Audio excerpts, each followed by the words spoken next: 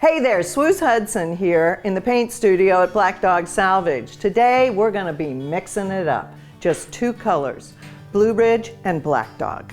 1 part Black Dog to 1 part Blue Ridge. Creates a beautiful deep navy.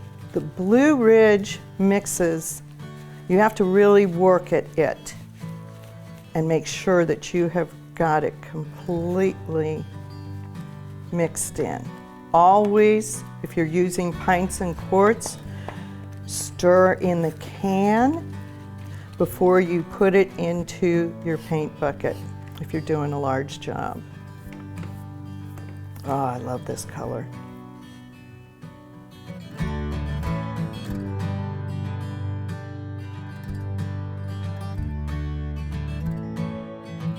See how simple it is? That's just one of the cool recipes that you can create with Black Dog Salvage Furniture Paint.